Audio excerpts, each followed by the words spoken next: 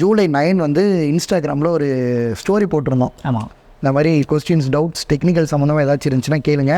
Ask RevNitroவில் 2வது எபிசோடாக இது release ஆகும்ன்ட்டு. So இந்த சீசனில் 2வது கேள்வி என்ன அப்படின்னா, 67 அஸ்வின் 67 அப்படின்னு ஒருத்தர் என்ன கேள்வி கேட்டிருக்காருன்னா, I want to learn to do maintenance and basic repairs on my bike, where do you start அப்படின்னு கேட்டிருக்காரு. பேசிக் மெயின்டெனன்ஸ் அப்படின்னு பார்த்துக்கிட்டிங்கன்னா engine oil, air filter, spark plugs, மெயினாக வந்து பார்த்திங்கன்னா இந்த 3 விஷயம் தான். இந்த 3 விஷயம் கரெக்டாக மெயின்டைன் பண்ணால் வண்டி வந்து அதோட ஆப்டிமம் கண்டிஷனில் ஒர்க் பண்ணும். மெயினாக அந்த ஃப்ளூயிட்ஸையும் அது ப்ரீத் பண்ண தேவையான விஷயத்தையும் வந்து வண்டி கொடுத்தாலே போதும். இதுதான் ஒரு பேசிக்கான மெயின்டெனன்ஸ் எந்த வண்டி எடுத்துக்கிட்டாலும். ஸோ இது வந்து வண்டி பொறுத்து சின்ன சின்ன விஷயங்களும் மாறும். ஃபார் எக்ஸாம்பிள் வந்து பார்த்திங்கன்னா ஒரு ஸ்டெப் அட்வான்ஸ்டாக போனீங்கன்னா வால் கிளியரன்ஸ் வந்து வால் கிளியரன்ஸ் வந்து எப்படி இருக்கும்னா, நார்மல் பைக்ஸில் இப்போது நீங்கள் ஒரு ஸ்ப்ளெண்டர்லேருந்து R15 வரைக்கும் SOC சிஸ்டம் இருக்கிற பைக்ஸ் எடுத்துக்கிட்டிங்கன்னா அதுக்கு முன்னாடி செல்லில் வந்து சைலண்டில் போடணும். வால் கிளியரன்ஸ் வந்து உங்கள் வண்டி வந்து எப்படி ஸ்டார்ட் ஆகுது, அப்புறம் எப்படி பவர் டெலிவர் பண்ணுது, இன்டேக் அவுட்டேக் இது எல்லாமே சேர்த்து வந்து வால்வோட எவ்வளோ இல்லை, நீ சைலன்ஸில் போட்டவன் நானும் சைலன்ஸில் போடணும். பெரியம்மா ஃபோன் போட்டாங்க, உனக்கு யார் ஃபோன் போட்டா எனக்கு சொல்ல முடியாது. ஆல் கிளியரன்ஸ் வந்து பார்த்தீங்கன்னா ரொம்ப முக்கியமான விஷயம். ஸோ வண்டி வந்து எப்படி பர்ஃபார்ம் பண்ணுது, எப்படி மைலேஜ் தருது, எப்படி பவர் டெலிவரி பண்ணுது, எல்லாத்தையுமே இது பண்ணுவோம். இது எதுக்கு நான் ஒரு எக்ஸாம்பிளாக சொல்கிறேன்னா, இப்போ வால் கிளியரன்ஸ்லேயே 2 டைப் இருக்குது. ஒன்று ஸ்க்ரூ டைப் அட்ஜஸ்ட்மெண்ட், ரொம்ப சிம்பிள்.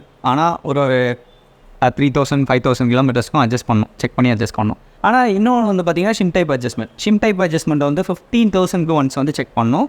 மேண்டேட்டரியாக ஒரு 25,000 அப்படி வந்து ஷிம்ஸ் வந்து அதிகமாக தெரிஞ்சிருக்கும் நீங்கள் ஓட்டுறதை பொறுத்து. ஸோ அது வந்து அட்ஜஸ்ட் பண்ணணும். பேசிக் மெயின்டெனன்ஸே எந்த அளவுக்கு மாறுதுன்னா, நீங்கள் என்ன வண்டி வச்சுருக்கீங்க, அந்த வண்டியோட டிசைன் எப்படி இருக்குது, அதோட காம்ப்ளெக்சிட்டி எப்படி இருக்குது, அதை என்ன ஒரு மைண்ட் செட்டில் டிசைன் பண்ணியிருக்காங்க, சர்வீஸ் இன்ட்ரோலுக்காக டிசைன் பண்ணியிருக்காங்கன்றதை பொறுத்து மெயின்டெனன்ஸு மாறும்.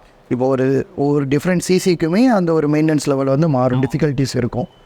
பட் இருந்தாலும் எல்லா சிசியில் டிஃப்ரெண்ட் செக்மெண்ட் ஆஃப் பைக்ஸு மேனுஃபேக்சரர்ஸை பொறுத்து மெயின்டெனன்ஸ் வந்து மாறும். அதே மாதிரி நீங்கள் ஒரு நம்ம KTMல ஆஸ்ட்ரேலியா யூரோப் பைக்ஸ்லாம் எடுத்துக்கிட்டிங்கன்னா கொஞ்சம் மெயின்டெனன்ஸ் இன்டென்சிவாக இருக்கும்.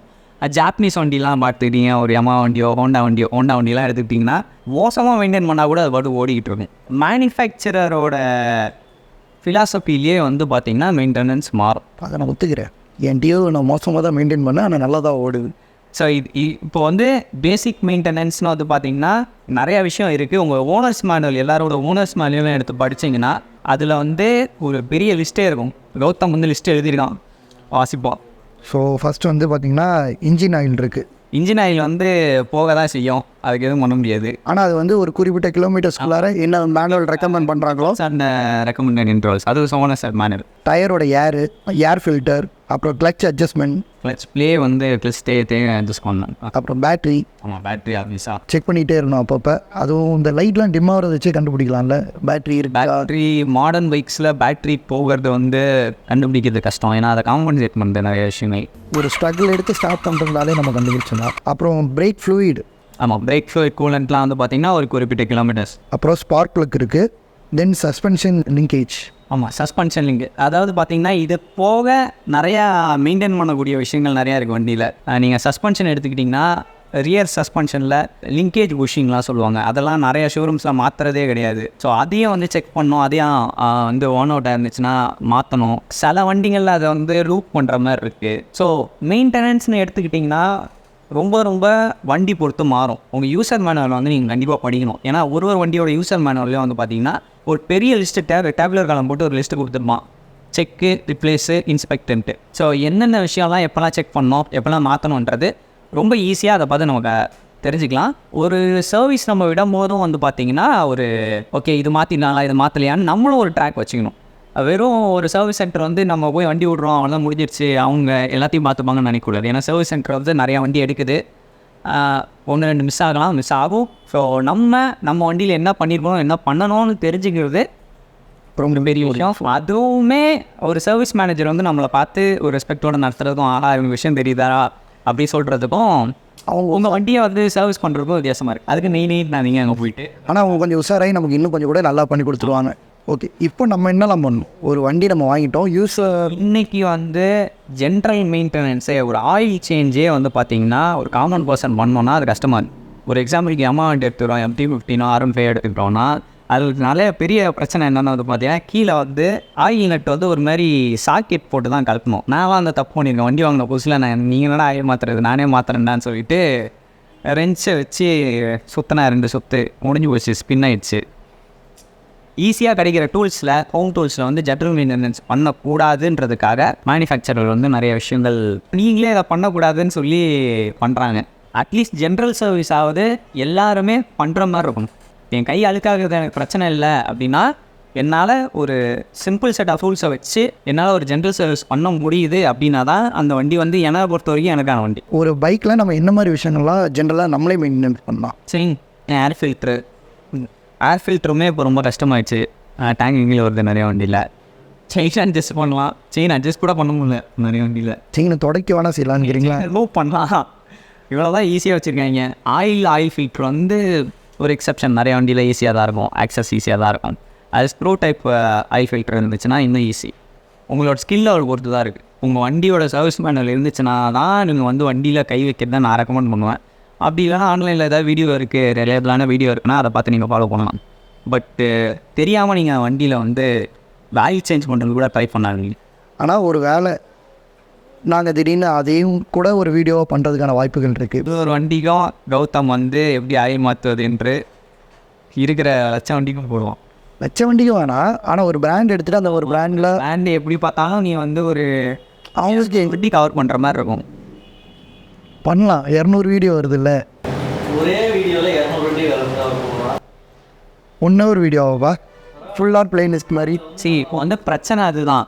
வண்டி வந்து காமன் கிடையாது, எல்லா வண்டியும் காமன் கிடையாது.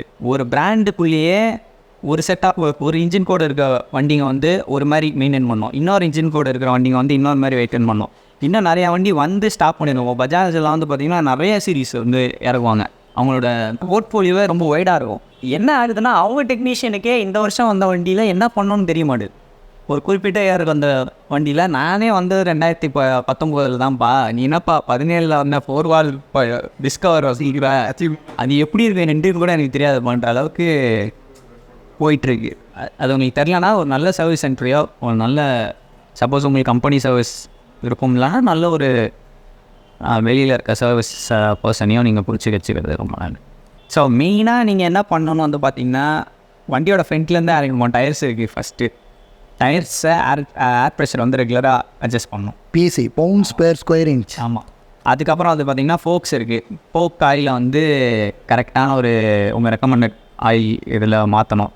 அப்புறம் வந்து பார்த்திங்கன்னா உங்களுக்கு பிரேக்ஸ் இருக்குது. அதில் வந்து பிரேக்ஸ் வந்து உங்களுக்கு பிரேக் பேட்ஸு, பிரேக் கேபிள்ஸ் இதெல்லாமே கரெக்டாக இருக்காங்கிறத பார்க்கலாம். ஃப்ளூயிட் மாத்திரம் மட்டும் இல்லாமல் பிரேக் லைன் வந்து ஈஸியாக டேமேஜ் ஆகக்கூடிய ஒரு விஷயம். அதையும் வந்து டேமேஜ் ஆகிடுச்சுன்னா இப்போ சுத்தமாக பிரேக் ப்ரெஷரே இருக்காது. அப்புறம் எம்சி கரெக்டாக இருக்கா, கேலிப்பர் கரெக்டாக இருக்கா அப்படின்னு, அதாவது ஒரு பார்ட் எடுத்தோம்னால எல்லா பார்ட்டும் வந்துக்கிட்டே தான் இருக்கும். செயின் எடுத்துட்டோன்னா இப்போ அந்த செயினில் வந்து எக்ஸஸ் ஆயில் லெவல் இருக்கா, அந்த லூப்ரிகேட் பண்ணும்போது அதை செக் பண்ணணும்.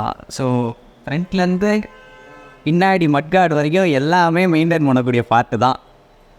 அதை ஒரு காமன் மேனாக எவ்வளோ ஈஸியாக பண்ணுறோம் அப்படிங்கிறத நான் காமன் மேனாக இன்றைக்கி செயின் லூப் மட்டும்தான் அடிக்க முடியுது. ஓகே, சரி, எல்லாமே பண்ணுறது கஷ்டமாக்கிட்டாங்க. இதுக்குள்ளாரே ஒரு பாலிடிக்ஸ் இருக்கா? சர்வீஸில் தான் ஷோரூம்ஸ்க்கு பொழப்பு, நல்லா ப்ராஃபிட் மார்ஜினாக கூட. ஸோ அதனால் ஃபீட்பேக்குங்கிறது இப்போ போகிறது வந்து நல்ல வண்டியாக நல்லா பண்ணியிருக்கீங்களாங்கிறது ஃபீட்பேக்காக போகுது. இதெல்லாம் ஈஸியாக அவங்களே பண்ணிடுறாங்க சார். இதை கொஞ்சம் கஷ்டமாக்குனீங்கன்னா எங்களுக்கு இதெல்லாம் தரக்கூடாது சார், ஏர் ஃபில்டராக எடுக்கக்கூடாது சார். அந்தமாரி பைக்ஸை தான் நம்மளும் ஒரு எந்தூசியஸ்ட்டாக வந்து ப்ரொமோட் பண்ணோன்னு நினைக்கிறேன். ஈஸி சர்வீஸபிலிட்டி இருக்கிற பைக்ஸ்.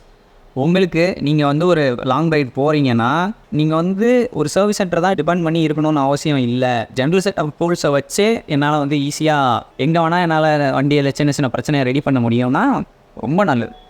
குறிப்பாக பெரிய பிகர் பைக்ஸ் மார்க்கெட்லாம் வந்து பார்த்திங்கன்னா இப்படி தான் இருக்குது. ஜென்ரல் டூல்ஸ் வச்சு மேக்ஸிமம் எல்லா சர்வீஸும் பண்ணுற மாதிரி இருக்கும். நமக்கு தான் ஸ்பெஷல் டூலுங்க, இது இல்லாமல் இதை கழட்டவே முடியாதுன்றாங்க. ஆனால் எனக்கு தெரிஞ்சு மறுபடியும் தினேஷனை வச்சு அந்த டூ இட் யுவர் செல்ஃப் ஒரு பிளேலிஸ்ட்டு கொண்டு வந்தால் நல்லாயிருக்கும்னு நினைக்கிறேன். ஆமாம், தினேஷ் வீடியோ வேணும்னா கமெண்ட் பண்ணுங்கள். அண்ட் இதேமாதிரி வேறு ஏதாச்சும் டெக்னிக்கலான கொஸ்டின்ஸ் உங்களுக்கு கேட்கணும், எதுவுமே டவுட்ஸ் இருக்குது, அதை கிளியர் பண்ணணும்னு நினச்சிங்கனாலும் கமெண்ட் பண்ணுங்கள். தேங்க்யூ.